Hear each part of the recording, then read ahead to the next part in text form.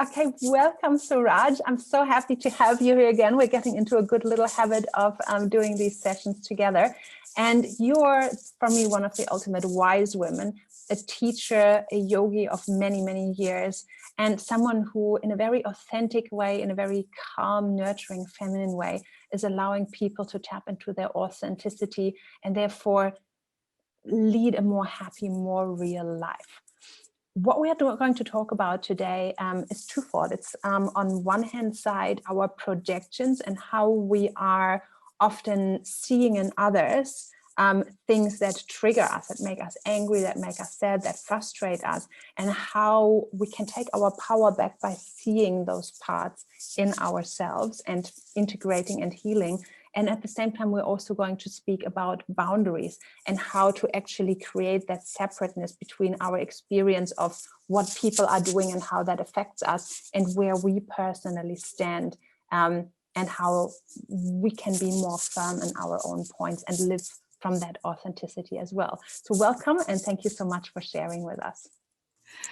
Wow, thank you. I think this is such an interesting topic because I don't think we realize how often we project onto others, especially onto other people. And we don't really think it's got anything to do with us, when in a way everything comes back as to what's happening inside us. We have these different layers. So we have our conscious mind, what we think we know, what's going on that we're aware of. And then underneath this big subconscious, which can often be the opposite of it, which is so crazy, really, isn't it? And it's all inside us. And then we also have our unconscious, which is like the ground of everything in a way. It's we're not aware of that at all. Whereas the subconscious we play out, although we're not aware we're playing it out. So these projections, you described it so beautifully, because it's like anything outside of us that triggers us to think that something outside of us is causing something that we're reacting to. So often it's people, and often I think the easiest example are people that are close to you, because it's almost like we build a false person. Like even in the people closest to us, like our partner, when we first meet them, we want to see them a certain way. We only see part of them, really. We see them through rose-colored glasses, and we make them into this person. We create them in a way in our mind. And then we expect them to be like that. Well, why aren't you acting like the way I saw you? And so slowly, as we get to know them, we see these other parts of them that we really don't want to see. And normally we just shut it down. And we don't think it's got anything to do with us. So it's, for example, if we love someone for their sense of humor, often we're so attracted to that because we don't feel like we've got much of one, so there's a balance there. And then after we've had that sense of humor for 2 years, we're thinking, why can't they be serious? They're flippant. And so we have to sort of look at ourselves, because there's also whatever we're seeing in them is within ourselves. So, I guess a difficult example is we think someone's needy, or greedy. We think, oh, they're so needy. Why are they so needy? We're not needy. They're needy. But in fact, if we really look at it, and this is painful, we realize that actually we're needy. And what we see, the neediness in them, is actually within us. So projection is a great way to grow. If you start to work with projections, it's just a very easy way to grow, because it's all around us, and we're always blaming something outside of us. And it's not to say that they're not doing something wrong. It's simply to reflect on what's happening inside you. Yeah. I know that this thing with greediness, like someone was saying, my partner's so greedy, so greedy. And to even say to that person, do you see any touch of greediness inside you? They would say, oh no, I'm so generous. I'm always generous. I'm generous with everything. I give everything away. I'm so generous. And I said, well, are you generous with your time, with your partner? Because that's also, we can be greedy about many different things. So to start to look at these parts of ourselves, it's really our shadow. It's painful. It's very painful, because we just don't think we're like that. And in fact, we hold everything within us. And when we can start to see it within ourselves, it's very freeing, because we realize that we're also just human. And it frees us to be able to see the other person, to really see them, which is true intimacy in a way. Most of the time, we just want the other person to be who we want them to be. Yeah, but right. When we can actually acknowledge that they are their own person, and Yeah. then you can love them, because you can love them as they are. And then, and it frees you up to be yourself, so people can also love you as you are. Exactly. With projections, it's really tricky, because there's those projections that are negative, and there's also positive projections. And it's like, if you meet someone and you're in awe of them, it might be through your work or through your social group or whatever, and someone's really good at something, and you think, it could just be the best tennis player or whatever, or the best singer, and you think, you put them very high. And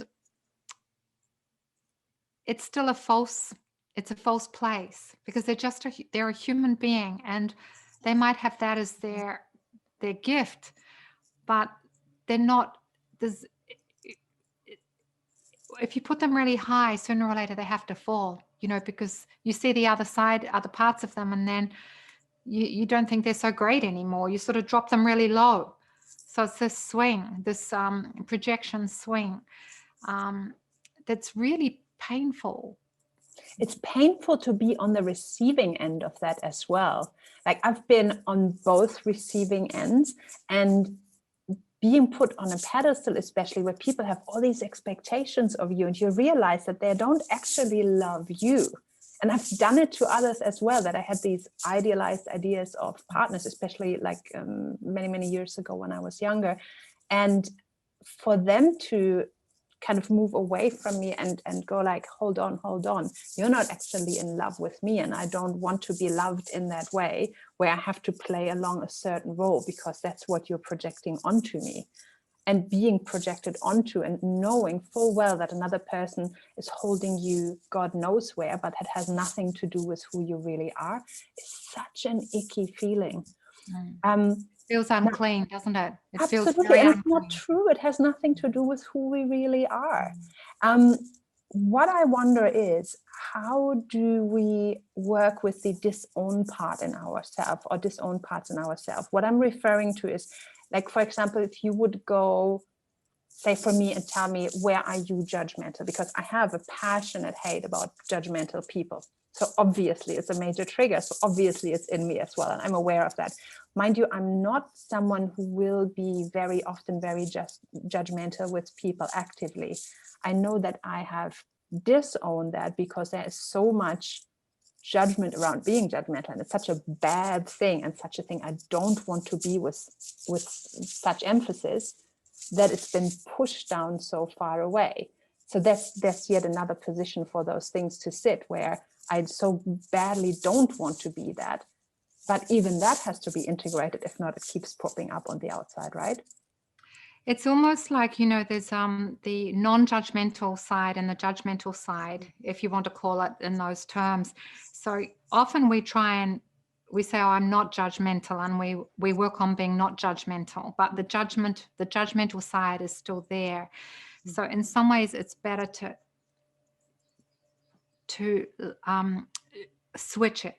So instead of focusing on being non-judgmental, let your judgment be there, and see it for what it is. I'll give you a different example, which might be clearer. I had a student, and she was she's a beautiful musician, and she's a very happy person normally, and she, you can rely on her to come in and be bright. And then there's another side of her that's just ruthless, just couldn't be really, really ruthless. And she's always trying to stop that side, because it's sort of a reaction that comes out, so she's very nice and happy, and then suddenly, wham, this comes through. So she's saying to me, how do I stop that? It's really destructive. I hate it. So she's pushing it away. And I said to her, actually, what you need to do is tone down this happy, bright side, because that's not real either. You see, it's just a polarity. So to to tone that down. Just try and be natural. You don't have to be over the top with people. Just be real. And by toning that down and coming into reality and authenticity with that, then the other side started to balance out as well, just naturally. She didn't have to do anything. Interesting. So sometimes that's how I would work with a polarity. It's like, don't try and deny that other part of you, because it just really makes it more hidden and gives it strength. It's like, can you accept that you have all of that? Like, all of us have the capacity to kill someone. All of us have the capacity to hate, to all those things. So if we open that up inside ourselves and accept that those possibilities are there and they're not hidden, then we can also, it allows us to see them in other people without judgment, because we know they're in us. So if someone does something really horrible to you, instead of taking it so personally, it's like, well, they're just in a projection. They're in a projection, and it's okay. I can be with that and feel some compassion, because they're going to have remorse, upset, and they're still going to have to handle that within themselves at some level. So rather than get entangled with it by making it personal, just put some space there and hold it in compassion. And I think that's what we all need to heal, is to be able to hold the witness for other people, just be with them when they're playing out their drama. It's happened a lot over this Christmas time, because families were coming together. There's a lot of drama in families. It's all playing out. And just instead of interacting with it and trying to fix it and trying to make a peaceful home, it's almost like just hold witness to it, because it's authentic. If people are yelling at someone, if they're upset, it's authentic. There's some part of them that needs to be expressed, and they haven't got intimate with it yet, so it's still coming out. So it's like, just hold that space for them. I think that's one of the gifts we have as women, to be able to do that. And some men do it really beautifully as well, because we all have these projections, and you see it often in couples, especially couples that haven't been together for too long. They're so lovey-dovey, and then suddenly they're like this, fighting at each other, and you go, wow, that's like lightning coming out of a clear sky. And in a way, they can stop the lovey-doveyness a little bit, so that the lightning stops as well. Come back into authenticity, into reality, and to be able to communicate with each other. So that was a long story, sorry. No. Hey, look, it's so interesting. No worries at all. Now, one distinction I would like to put there is when it comes to projections, obviously, it is ultimately always about taking responsibility for our own behavior, right? Ultimately, it's about not pointing fingers, getting so upset about what's happening from someone, but kind of going, where is that in me? How can I relate? How can I hold space? Now, one place where we need to be careful with this, I think, is when it comes to domestic violence, to actual abuse, to those kind of situations. What would you advise in that regard, just to make sure that nobody takes from this something and then sits on the receiving end of all sorts of absolutely unacceptable behavior, thinking I need to do the work within? Yes, I think that's such a very, very good question, Henrike, because that's what happens all the time, is that then women sit in these situations and they're suffering and they think it's their fault. Yeah.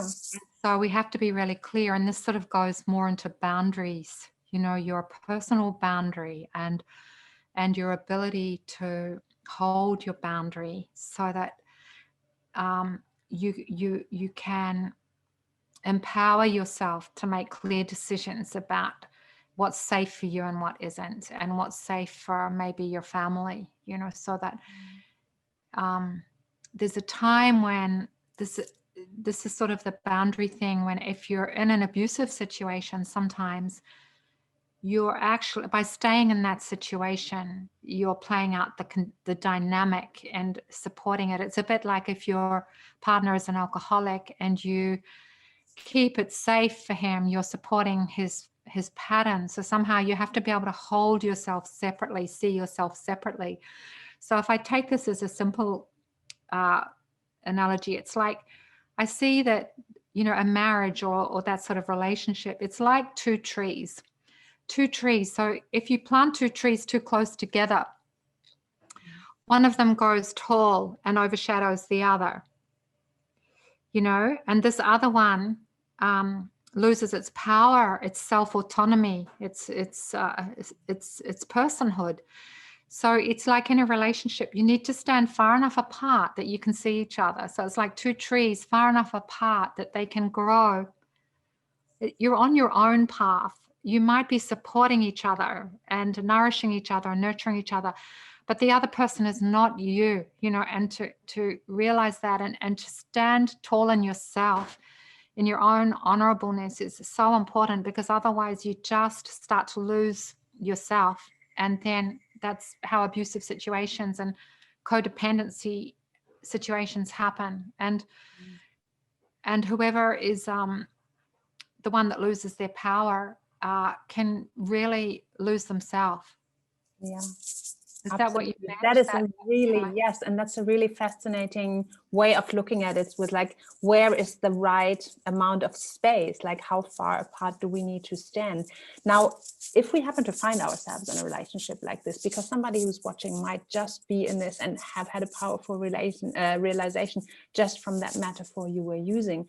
Now, does that mean when we are in a pattern like this, where somebody is abusive or is abusing drugs or drinking or whatever, is the only way out to then remove myself entirely and leave? Or is there a way of spacing the trees further apart? But because I know a lot of people are trying to stay, but then fall into the same cycles over and over again. Yes, I think there's never only one way. Like, leaving is an option. And if you're really clear about it and you decide to leave. And so often people feel guilty about leaving that partner, but actually that partner he cannot grow tall if you're there for him like that. You're holding him back as well. So the codependency dynamic it's too entangled, so you can't see each other, and you're afraid to be yourself, afraid to stand in your own power, and you're overly attached to that relationship. So to be able to it's like giving him his power back. It might be a woman or a man, it's not necessarily a man, but it's to give that partner their power back. So you do need to step away a bit and change the dynamic. And so sometimes you need help to do that, to stand into your own authority. So you can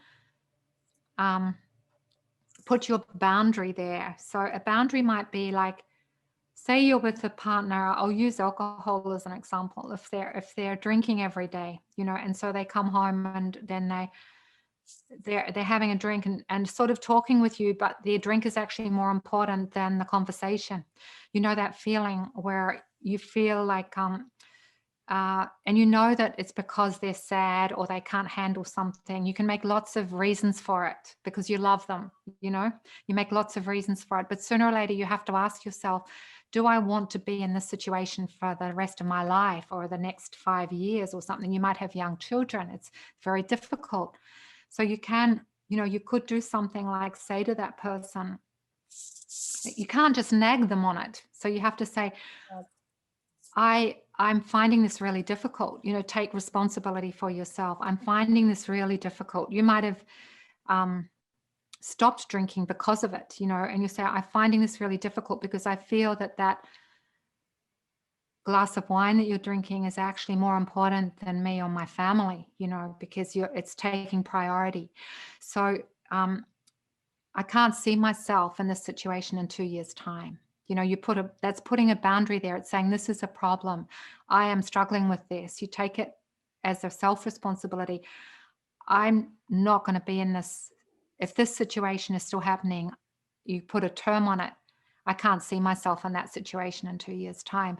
Even that is enough to trigger. You've put your boundary there. You're saying, this is not me. I can't stay in this indefinitely. That's a sort of a soft approach, but sometimes that person will get an insight that there's something happening here. My partner is no longer with me. It's almost like I'm not with you in this anymore. I'm separate from this. And it's like to do it with, it's sort of like tough love, because you're not threatening. You're not threatening anything, and you're not emotional about it. You're just saying, I'm done. I'm done with this. So it's my boundary. I can't see myself in this anymore, and you're not saying you're going to do something or take action or anything. You're just saying, I'm done. So that's one way to put a boundary up that can have a powerful effect, actually. But you have to really stand in yourself to do it.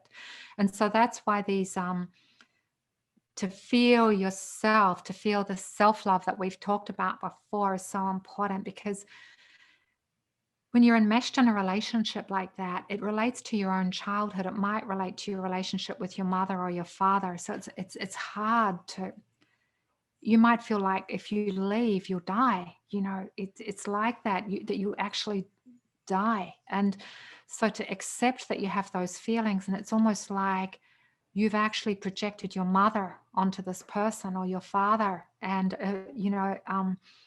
so you have to embrace that child within you that did that, and bring that, allow that child to grow up. And you can do therapy for something like that, so that, because those feelings of deep anguish about leaving somebody, it's very, very painful. And as women, we really love to be connected. We feel, for men, and I'm being very general here, but for men, they can put things into sort of specific boxes, like their work, their marriage, their hobby, they all have their place in their life. But for women, our family is often our center, and our partner is what we want to create, and something connected. So we feel this estrangement.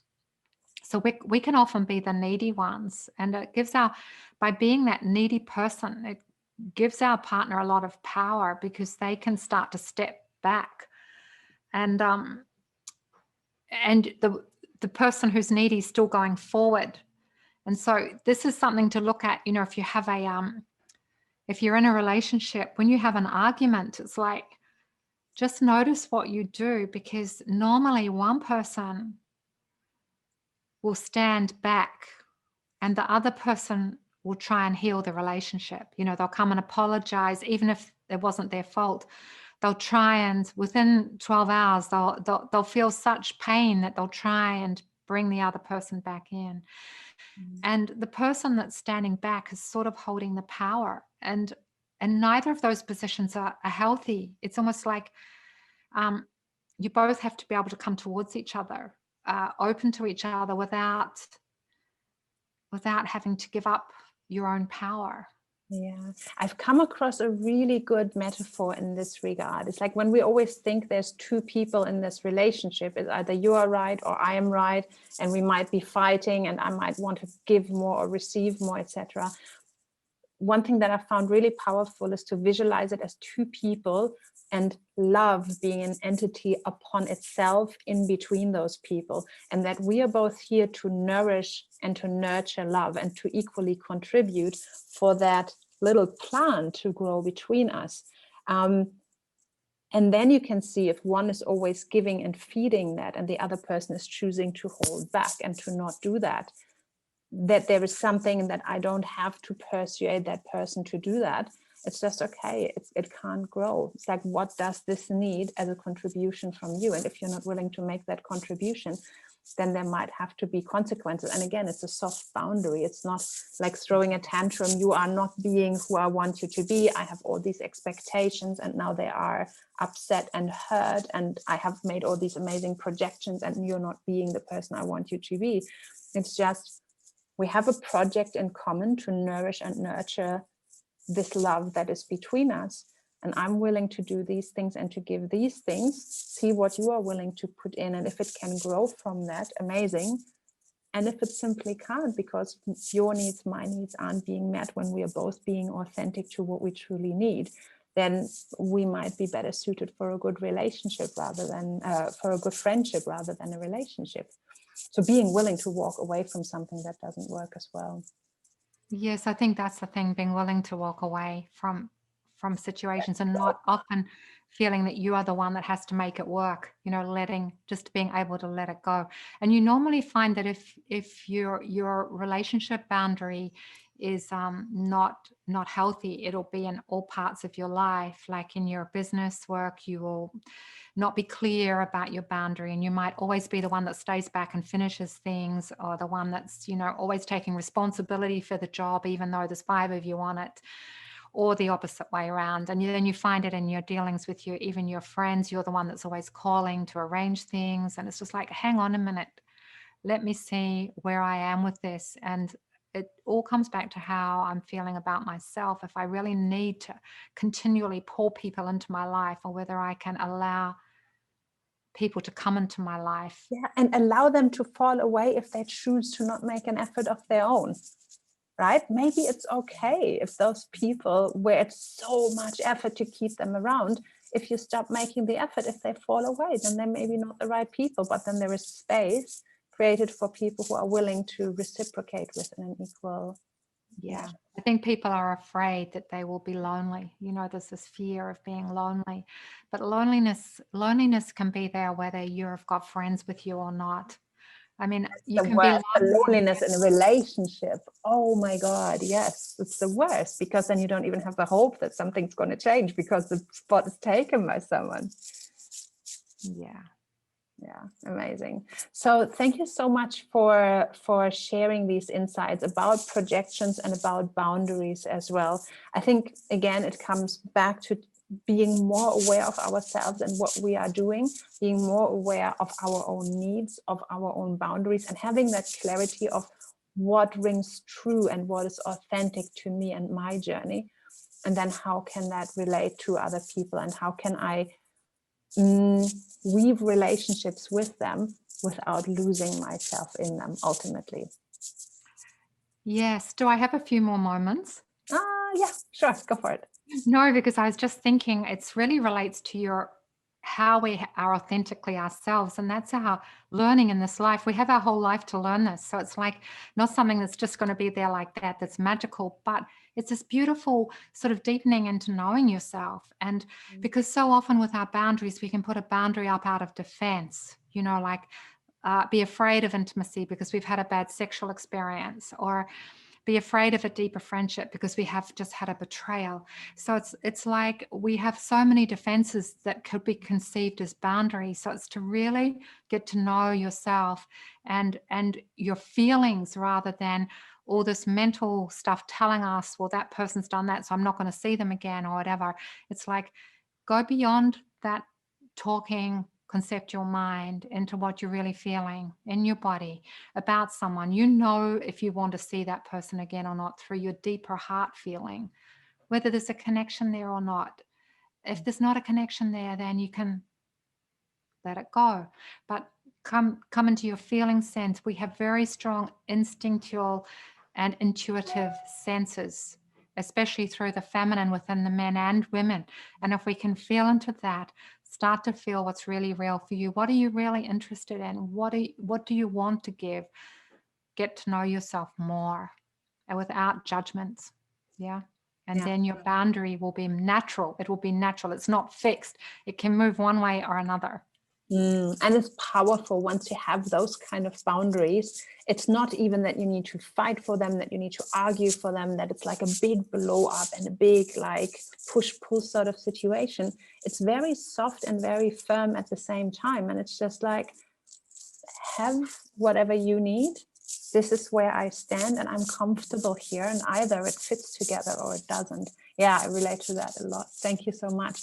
Thank you, Suraj, for being here with us. I think we are completing our roughly 30-minute sort of time frame.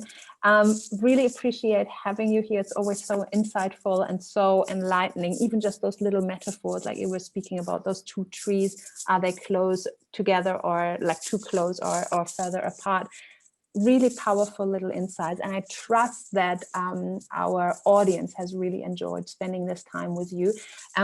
Folks, you know, if you like our channel and if you like the content that we are presenting here, you can follow the channel, and if you would like notifications when our next pieces are coming out, then hit the bell button. And as always, feel free to leave a comment in the comment section, and we'll do our utmost to be able to answer that in the next few days. Thank you very much, Suraj, and we'll see you again soon. Thank you.